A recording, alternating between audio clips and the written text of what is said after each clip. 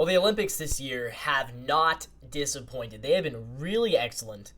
I've been absolutely blown away by the level of athleticism, by the level of competition in these games. It's been outstanding. So I want to go over today. We're just going to talk about some of the biggest stories so far, some of the biggest things that are going to be coming up, and then talk about some exciting content that I'm going to be releasing on the Coast to Coast Sports channel. So this is going to be a special double episode. A special Olympics double episode. And then for the rest of the Olympics, we're going to be doing episodes every day to continue talking about it, because there's been a lot of great things happening, and we don't want to miss any of it. So let's just go. I kind of just want to take us sport by sport, talking about everything that's been going on in these Olympics. And I apologize, I cannot show footage, or else this video gets taken down. So if you're watching this, maybe listen to it. Listen to it like a podcast.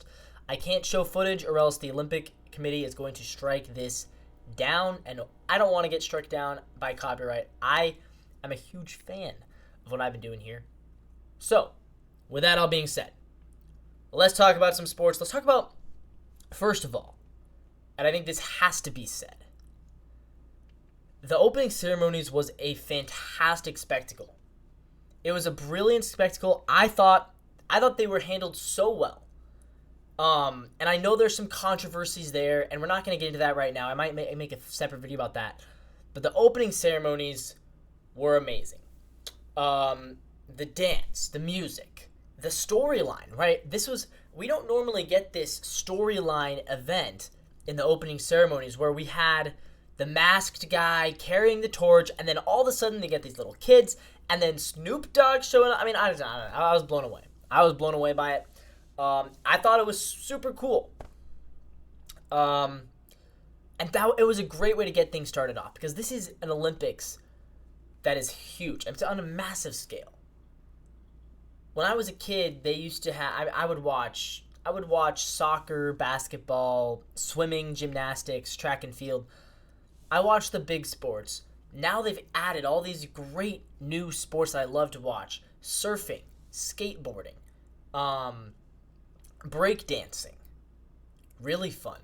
Golf is fun to watch. Climbing hasn't started yet. That's going to be a good one. So there's all these great new sports they've added to the Olympics, made it way better. Rugby sevens, huge, really fun to watch. Unfortunately, already over. So let's talk about some of the big storylines. Starting with gymnastics, because I think gymnastics is the thing that the most Americans, at least most Americans, care about it. And it's funny how gymnastics works, because people do not care about gymnastics. And then they do for 2 weeks during the Olympics, and then they forget all about it. And I kind of think I wish that wasn't necessarily the case. If you watch, the World Championships happen once a year, and those are just as spectacular, if not better, than the Olympics sometimes. But the Olympics is the standard for gymnastics, and we know this. And Simone Biles is doing things that human beings should not be able to do. You watch her compete, it's mind-blowing. Because just the difficulty of what she's doing and the skill level that she has is unmatched. It's crazy how good she is. But B, it's the fact that she's doing this at 27 years old. Most gymnasts are done before 25. Most gymnasts are not competing at this high of a level after their 25th birthday. Simone Biles won gold in 2016. She was going to win gold in 2021 if not for a mental health crisis. And she says, "You know what? I can go out and do this again. I'm 27 years old, but I don't care. I'm going to go out and win gold again." And she did. She takes the women's all-around gold. She also carries Team USA to the final. Also, by the way, Suni Lee was, again, really impressive. Suni Lee was, of course, not the favorite to win it in 2021, but then she won it anyways. She took revenge for Simone Biles in 2021, wins the gold, And now in 2024, Suni Lee made a huge comeback. She was not in the top 5, but she did it. She performed a great uneven bar routine. Then she goes over to the floor, which is where, for Suni Lee, the floor is where the magic happens. And she went over to the floor and she killed it. Great performance on the floor. Suni Lee moves ahead of the Algerian woman and the Italian woman, who both were fantastic as well. And the Algerian, I was really impressed with. But Suni Lee moves ahead of them both with a really phenomenal floor performance and grabs the bronze medal. So USA has been cleaning up in gymnastics. Obviously, the men's team, we'll get to them in a second, but the men's team has a whole nother level of excitement. But let's talk about the women's team. Team USA obviously winning gold, and they didn't win gold in 2021. It was very rare because USA, since in this century, really, since the 90s, in this century, from 2000 on, the USA has dominated gymnastics. We have won, I believe, individually, we won gold in 2021, 2016, 2012, 2008, 2004, and I think 2000 as well. I might be wrong about 2000. But we haven't, I know for a fact, 2004 on, since I've been alive, I was born in 2005. From 2004 on, the United States has not missed the gold medal in the individual women's gymnastics. For the team, they won it in 2016, they won it in 2012, they won it in 2004. They were the favorites in 2021, and they lost it. They got silver because, obviously, Simone Biles had her little mental health thing, and, we don't fault her for that. She got the twisties. It's okay. And so, 2024, they come in, and they are, again, the favorites. And a month ago, Michaela Skinner, if you remember Michaela Skinner, she was on that 2021 team and the 2016 team. So she was a 2-time Olympian, really phenomenal gymnast herself. Didn't win any medals individually, but she did win the team gold in 2016 and the team silver in 2021. Michaela Skinner goes on YouTube. I believe it was YouTube. It might have been TikTok. She goes on a live stream somewhere, and she makes a comment, says, the U.S. women's gymnastics team, outside of Simone Biles, is lazy, and they don't have the same work ethic. And it's funny because, so Skinner was comparing it to, back in the day, there was a whole controversy over coaching in gymnastics, and a lot of coaches, including the U.S. national coach, who Michaela Skinner worked with, were sexual predators. And obviously it's an intense topic. And so Michaela Skinner is comparing her experience, which was literally being, it's a form of abuse, because she was being coached by a predator who was also just a ridiculously harsh coach. It is a form of abuse, I would say. And so Michaela Skinner's comparing her experience to these new girls' experiences, which is obviously it's very different. But the fact that she conflated it to work ethic is, I think, what riled a lot of heads. And of course, that just, it's like you watch Nick Wright over on Fox Sports talking about the Chiefs, the bulletin board material. Well, that provided the bulletin board material that Simone Biles, Suni Lee, Jordan Chiles, and company needed. They took home the gold. And of course, Simone Biles, the iconic Instagram caption.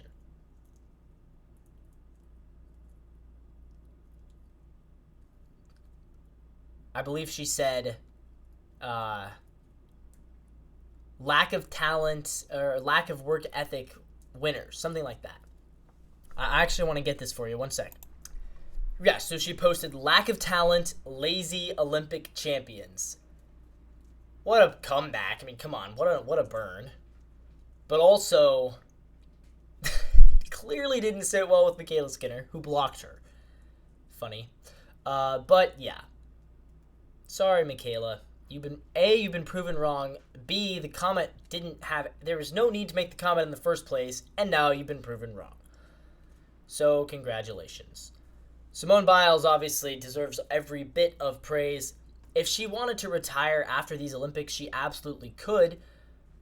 I think she should stay. I think she should keep doing it, personally.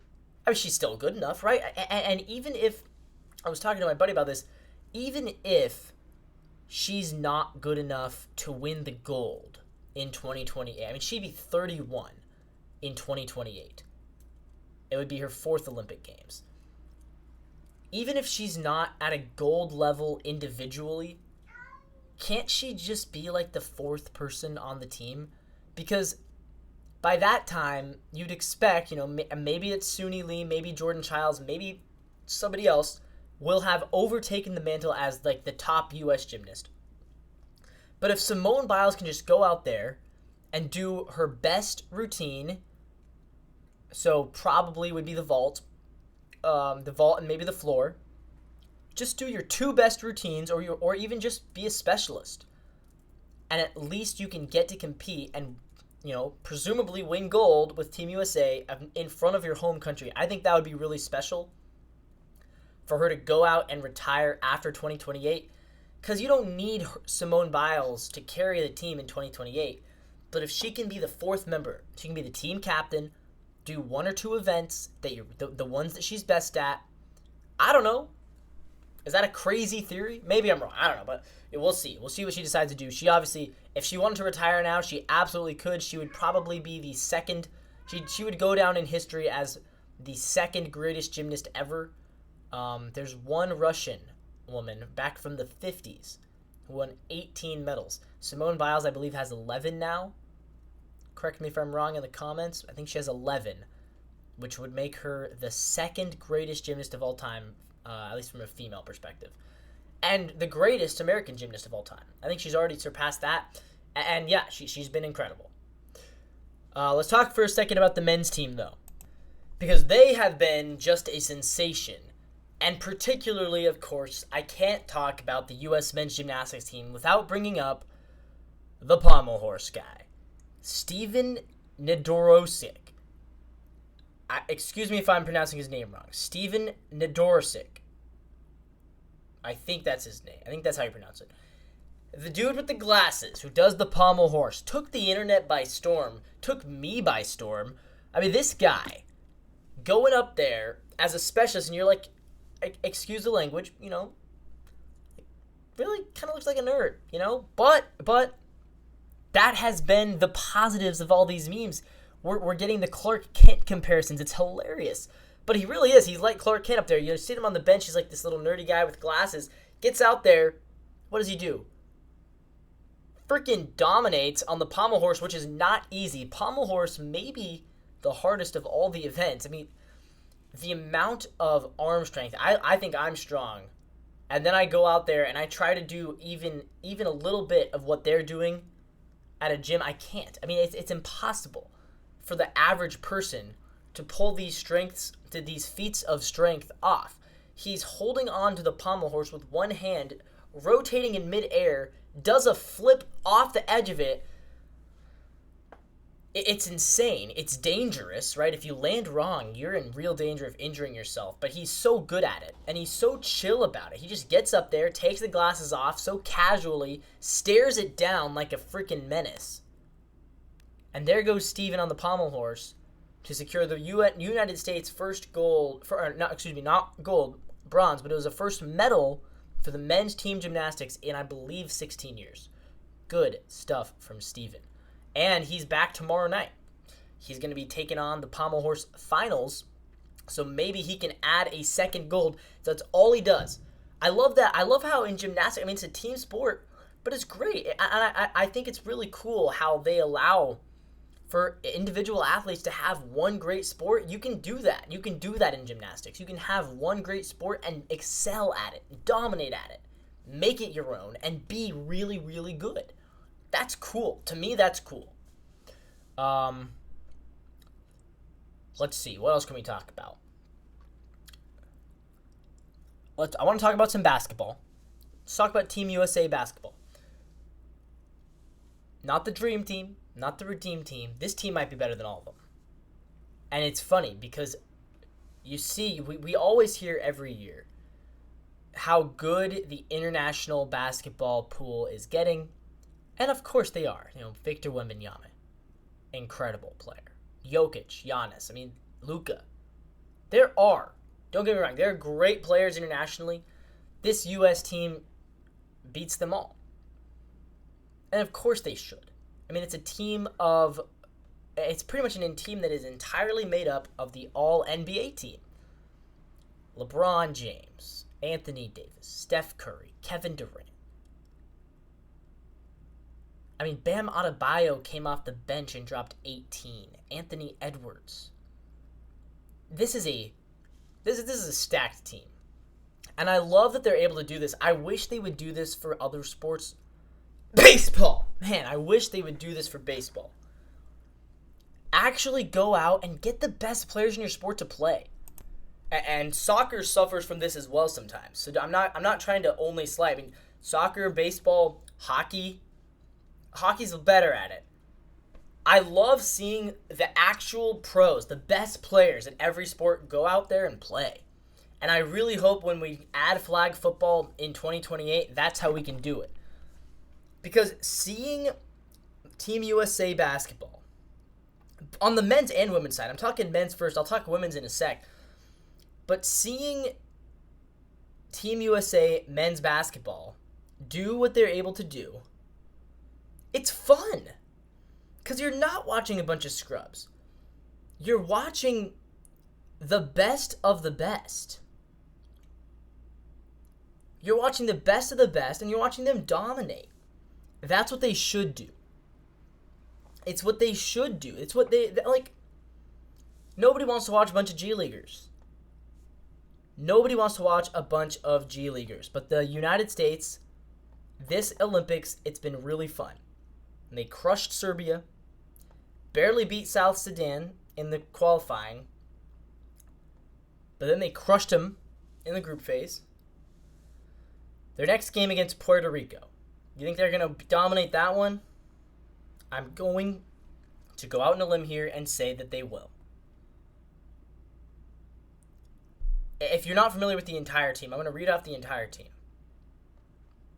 Bam Adebayo on the bench, Devin Booker on the bench, Curry as a starter, Davis, Kevin Durant, who is coming off the bench as well, Anthony Edwards on the bench, Joel Embiid was starting, Tyrese Halliburton on the bench, Drew Holiday on the bench, LeBron as a starter, Jason Tatum started the last game. There was a whole controversy there. That's the thing. We played Serbia. We played against Jokic. To their credit, Serbia didn't back down without a fight. Actually, when Jokic was in, we were tied. So in all the minutes that Jokic played, the game was tied. When Jokic was out was when the U.S. scored took their big leads. But come on, how are you meant to compete with this team? Steve Kerr as your head coach, Mark Few as your assistant coach, Ty Lue. That is, as a coaching staff and as a team, it's insane. So let's look at, I'm interested to see, do we have the Puerto Rican roster?